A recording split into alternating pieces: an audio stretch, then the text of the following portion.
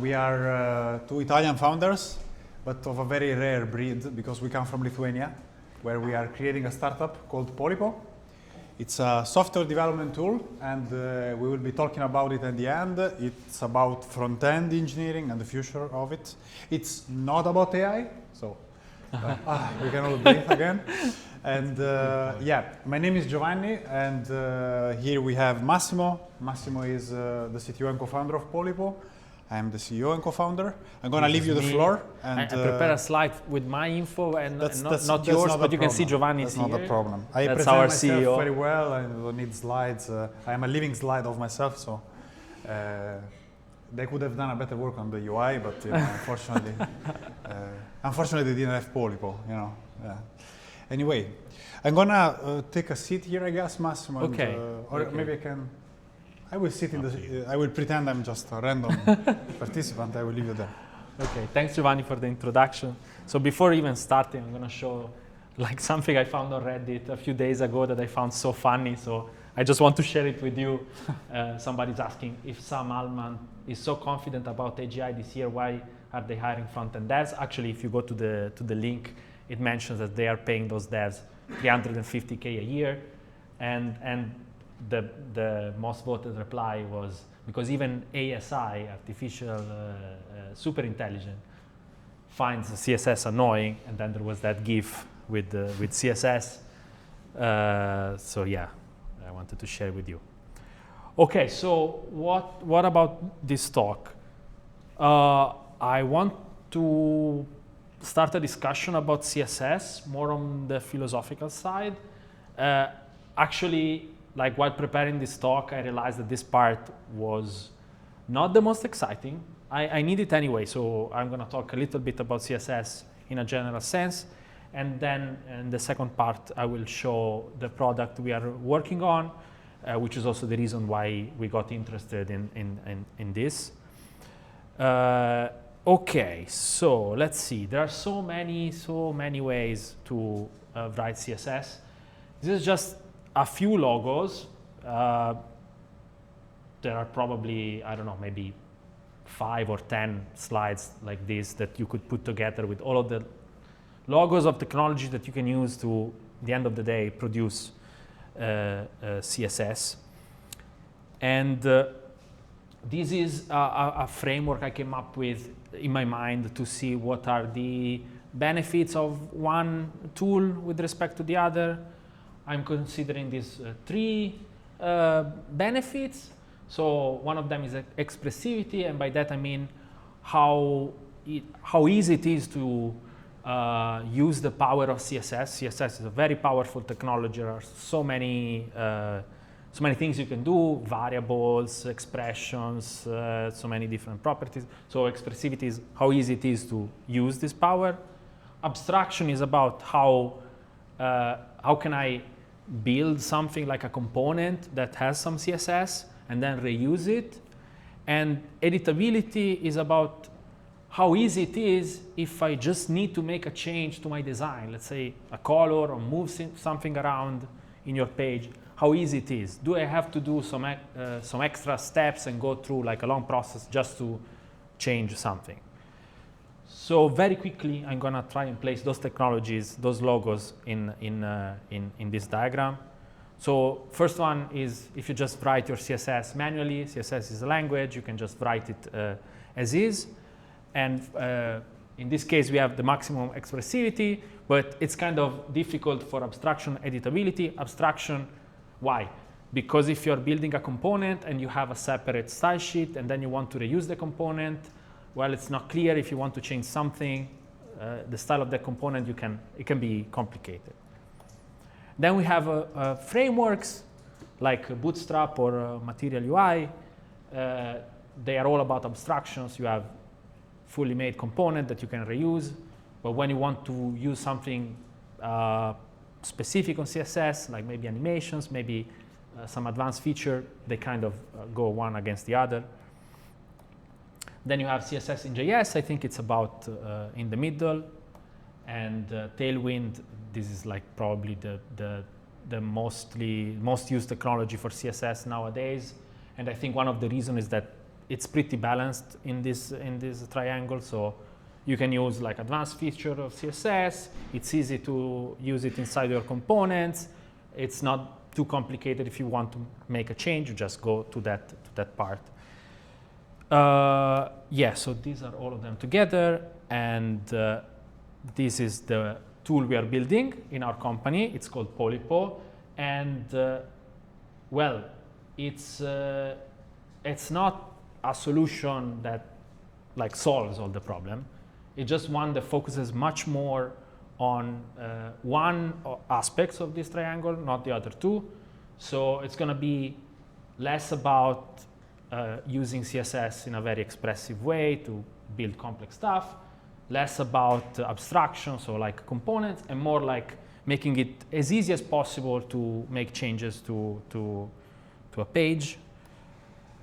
Okay, so what is this technology we are building? I hope I didn't bore you too much with the introduction. I'm going to get into the what we are working on for the last year. Yes. 9 months, maybe more if you count also like preparatory work before. So Polipo is a Figma compiler. Decided to come closer. I don't know. I think this moment is more here. important and interesting. Thank you, Giovanni. Soon we're gonna demo it. So moral like, support. This is the first time we talk about this publicly in front of people, right? We never spoke publicly about this. We're actually ashamed of, like. So why did we build Polipo?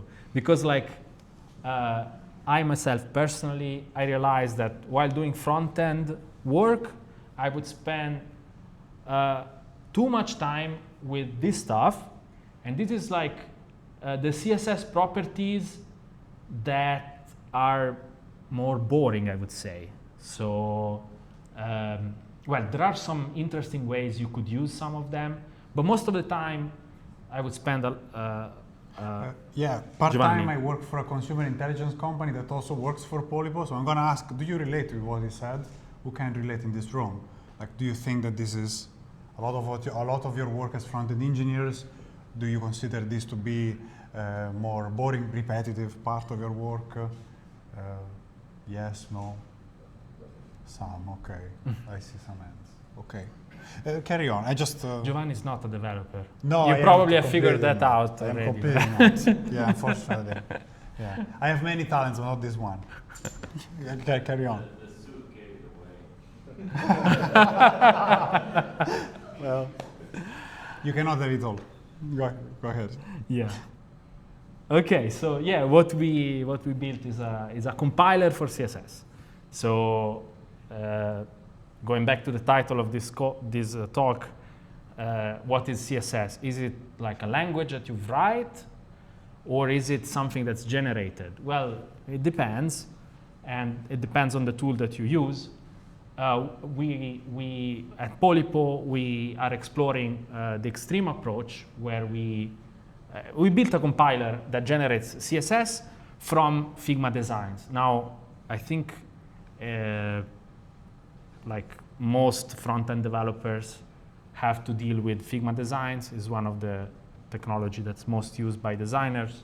So I just realized I didn't mention Figma in this slide, but Figma is the input.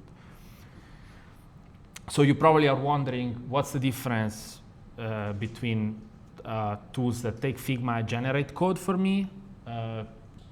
Why are you calling this a compiler and not like an AI code generator or just a code generator?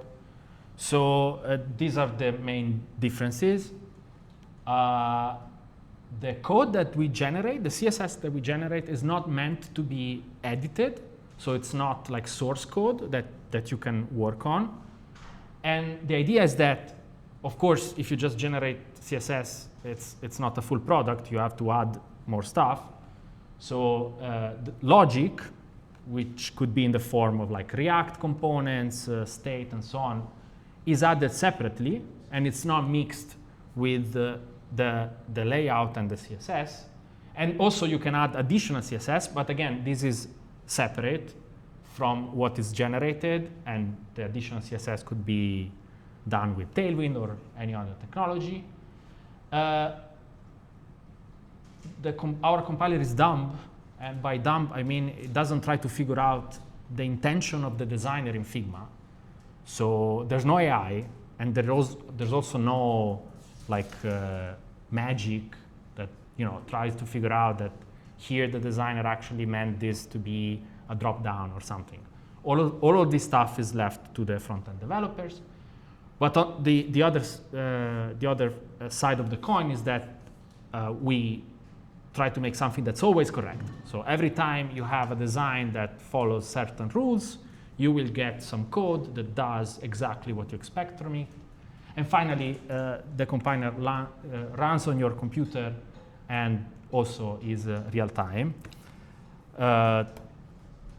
Well, yeah, this is the architecture. I don't know if you can see it, but the idea is that you start with Figma. Figma is like part of your code, we could say, of your code base. And then you write some React, some configuration, and what you do with Polipo, which is that logo there, you can generate some HTML, CSS, and images that they are combined inside your code base to have your product. Okay, so I think we still have plenty of time, which is what I wanted. I want to show this technology to you. I hope you will find it interesting. It's definitely something new. Yeah, we don't get too much into the detail, but that's how you would connect a Figma layout. This is a very basic example of a React code that you would write to connect to Figma. But there's no point in these slides, actually, because I want to show it. So there we are. I hear Giovanni, in the room there are a million questions that are building up, but don't worry, like there will be the Q&A, and then we will go for drinks, and we are more than happy to not only like get questions, but plainly argue or discuss, disagree, agree, hug each other, whatever in the middle. So, yeah. Okay, so you can see my screen. I'm gonna make it a bit bigger. I prepared this very basic app using Vite. You can recognize some of the React code. And okay, the app is running now. We have the Vite server here, and then we have Polipo server running in this terminal. And this is the app. It's very basic. It's just a counter. I can click, and it does that.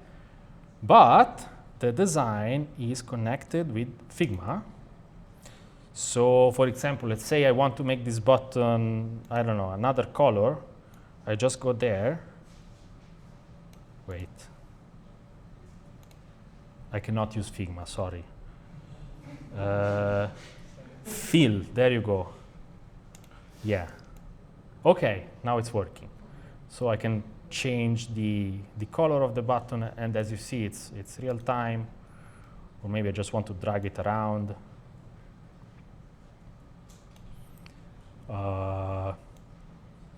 Make the border thicker, or maybe add some crazy shadows.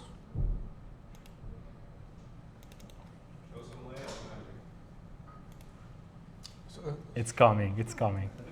I think he asked for some layout magic. Yeah, so this is all cool for a demo, but that's a good point. Like for real applications, you would you need like a layout that reacts to the size of the screen. So we're gonna do that. Actually, before we do that, I'm gonna try a design that I just copy and pasted from a template, just to see what the issues are with this tool. It's not always working perfectly. So I want to change the name here and call this one home. So there we have it.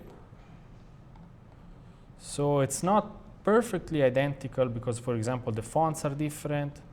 But like imagine like all of the work you need to create a front end like this. This is, well, I cannot say it's automated because this example doesn't use auto layout with Figma, so you probably noticed that the layout doesn't react to the screen.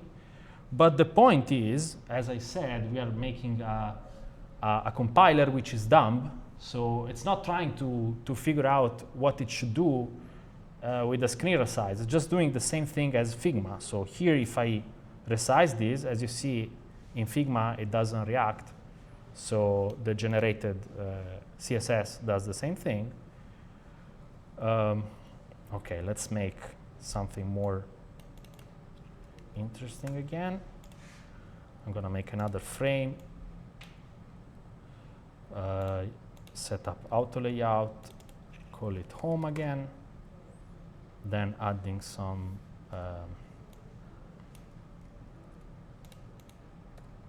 something inside. Oh, come on. OK. Now I use auto layout here.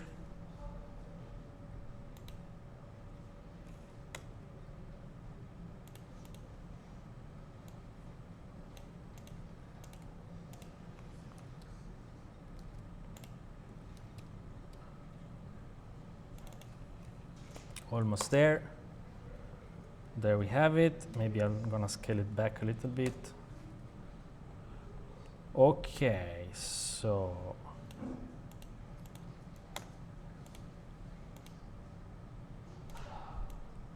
there we have it. So Figma has its own layout engine. It's called auto layout. Some designers like it, some designers don't like it. But to use Polipo, you have to use it. So let's make it like, for example, wrapping. There we have it. So you see in Figma, it's wrapping, but here it's not because the page is it's large enough. If I make more, then as you see, it's like reacting to the size of the screen. Okay, this was just a demo. Yeah. I hope you find it interesting, and yeah, please ask questions. Questions if you have. Yeah. What are you thinking? Yeah. How do you deal with accessibility? That's a very good question. So what about accessibility? Okay, Polipo, what it does is just generate CSS and some markup template. This markup template, when it's rendered, is just going to be a bunch of divs. So of course, this is not great for accessibility, for SEO. There are many issues with that.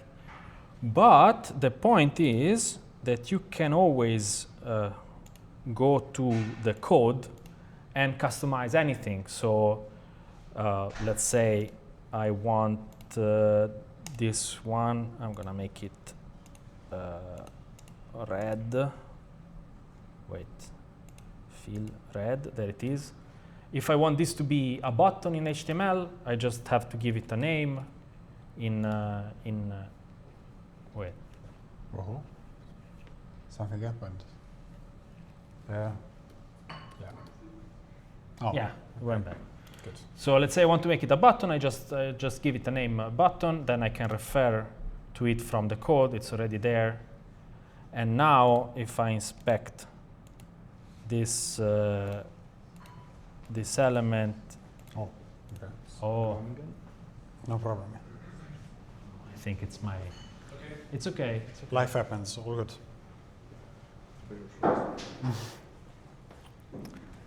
So yeah, now it's a button you can see from the. So it generates some HTML that compiles to the stuff that you see in the browser, but how do I see in the code? I see that you still have the button and the counter there. Where is the layer that we see in the browser? Can you demo that, please? Like, what do we actually see? It's like a bunch of these divs that are. I don't see them in the code. These divs. Yeah, but where are they in the VS Code, in the editor, in the IDE? They are in Figma. They're coming from Figma. Ah, right. And in VS Code, you don't see them because you don't need to override all of the layers. Yeah. So anything that you don't mention here, it's just going to be rendered as a plain div. So all of these they have a name. The name is just whatever Figma decided to put, and they are just rendered as div by this React Figma component. Yeah, so if you want something not to be a div, if you want it to be something different, then you add it. Yeah. Or you integrate dynamic data that comes in and you have to map over and display something. Yeah, so if the dynamic data is like a tree Cards, for example. cards, yeah. So what you can do is you can this is just React, right? So I just created a single component using this, but I could create multiple components with different layouts, and you can also render those components inside of it. So let's see if I manage to make a very quick example. I'm gonna make an item, nothing here, just an item. And then I go array.from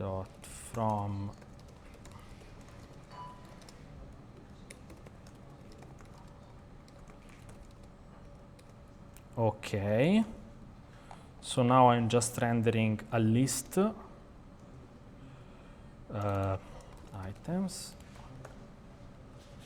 Then I can remove all of them.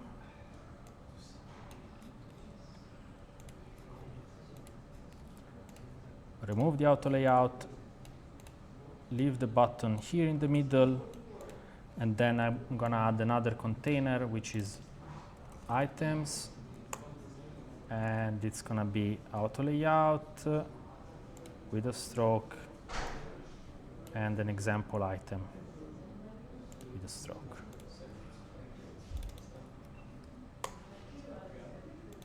Okay.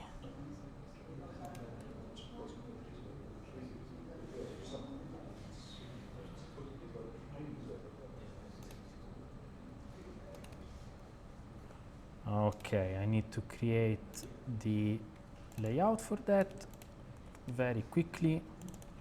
Item, I'm not gonna change anything here. Let's see if it's working now.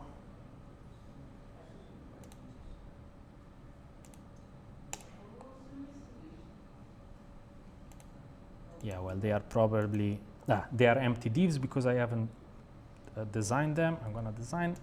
It's gonna take just one more second. An item here, and we are gonna fill it with something like this. Okay, so I created another layout, very basic, and then I created another component here in React, and now I can, every time I click on the button, you see an item is added to the list.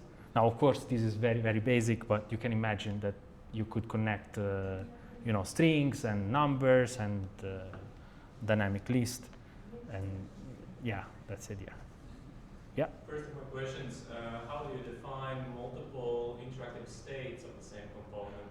Wow, this is also amazing question. So that was actually one of the hardest challenge, and so. Some of those states, you most likely want them to map to CSS state. For example, you want something on smaller screens and something else on larger screens. Or I didn't mean that, I meant hover. Hover, that's another example. Yeah, this is another example. So we have a sort of a DSL, so a language, and it's in this file here, Polipo, that I showed before. So for example, what I can do is if something is hover, I could change the place where I take it from Figma, like a completely different element. So I'm gonna do it now, page 1/hov, item hover. Now I go here, make a copy, I call it item hover, and I make it green. There we go. So if I click on the button, now we should see that when you hover something. Can you show what happens to the nodes when you hover? Is it a different node now, or is it just CSS changing? It's just CSS. So you see that this is 3 nodes. So what Polipo does is it compiles to CSS using selectors. So let's see if I can see the full CSS for this. It's in this style element. Okay, I'm gonna make it. So this is the CSS we generated in this case. There is a base CSS with just the size, and well, there's this transform origin that we probably don't need. Background color and clip, just because it was set to clip content here. I can actually remove it, and now there's no more clip. Well, here as well. There it is. And yeah, there is some extra CSS just for the hover state. Now, this is probably not the way a developer would write it. You would probably just write hover instead of where hover. The reason why it's done like this, it's because of specificity. Now, CSS has got all of these specificity rules that for me is very hard to wrap my head around specificity, especially if you combine it with media queries and order of the elements and like complicated selector. So this is just a trick to make sure that specificity doesn't play a role, because where always have a specificity of 0. Any other question? So the ideal world scenario would be basically that we have some kind of a component system that the person who created it has it given all the components names that are compatible with the corresponding HTML tags, for example, buttons, inputs, forms, text arrays, and so forth.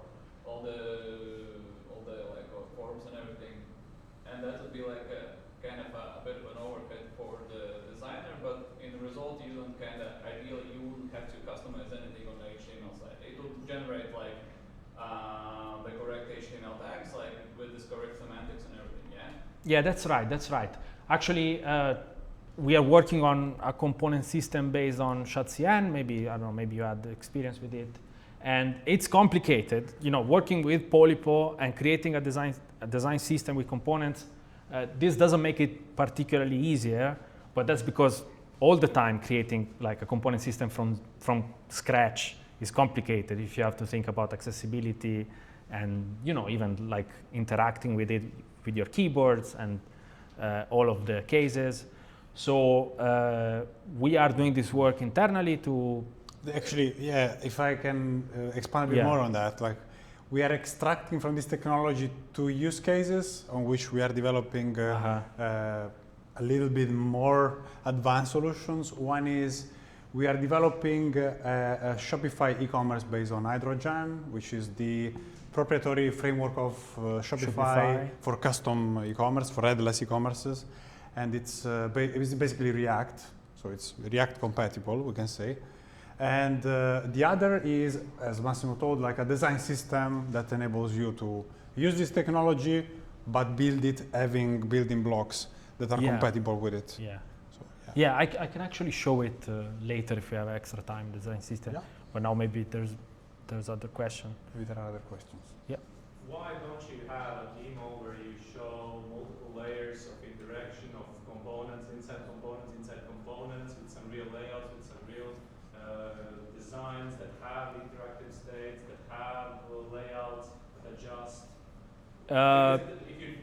Why I'm asking this, because it's hard to wrap my head around what is actually working here, because it's too abstract and it's too simple.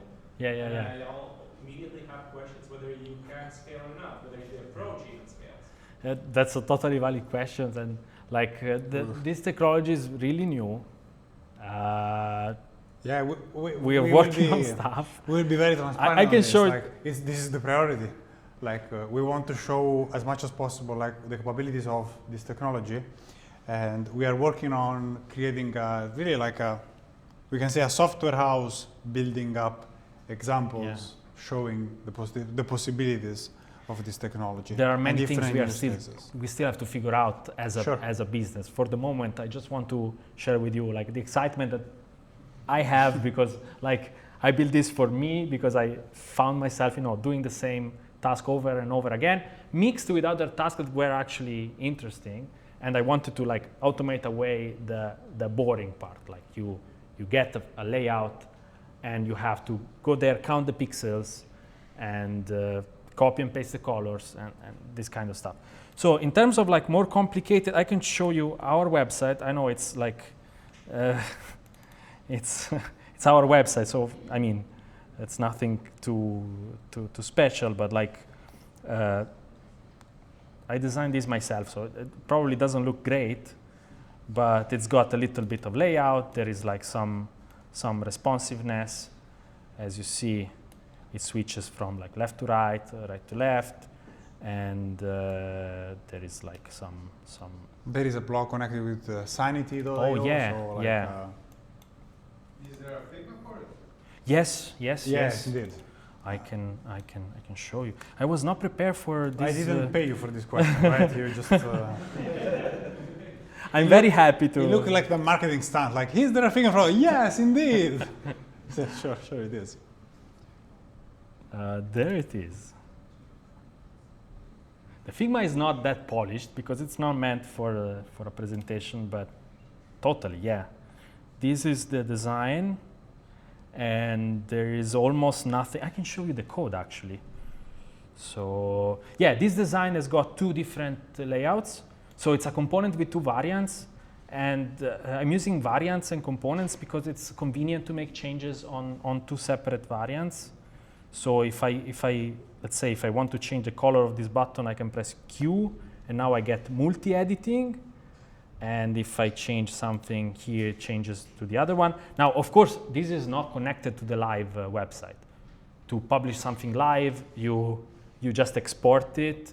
You get your CSS file on your local machine. It's a machine-hosted development tool. And then this is hosted on Vercel.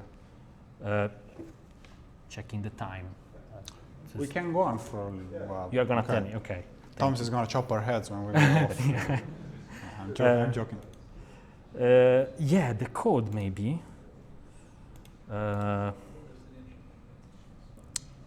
Give me just a second. Control R, Polipo, close all, site/page.tsx. There it is. So essentially for the home page, I just referenced this layout, which is defined in another file, and then I'm just setting tags where I need to. So headline, I want it to be an H1, then sections with an ID, so I can link to a specific section. The video is just a reference to YouTube, and then there are some animations with motion. I just learned about motion a week ago. So I immediately changed the website to add those animations. I was pretty surprised that I managed to make it work without too much hassle. So by just doing this essentially. So yeah, this is how we built the website. Okay, I think we can wrap it up, right? Or, we can come back to the presentation and show our information if you want. You can follow us. You can. That's our website. For everybody involved here, if you want to more than try it and get our support and get your ideas out there, you can write an email to us and reference this meeting, like I've seen you there, and we would be happy to. We'll be happy to talk, and to support you. What I wanted to say is that I finish up. I'm Italian, but I live in Lithuania for 8 years, so I'm very concise. This technology is very new, and it's very disruptive. So we don't know what's going to happen. We don't know what's going to happen. It depends on. And as I say, as I like to say, reality is just temporary. So we are trying to put our dent in how we see things. If you relate it to it in any way, we're happy. we gave you an idea to play with. So thank you. Thank you.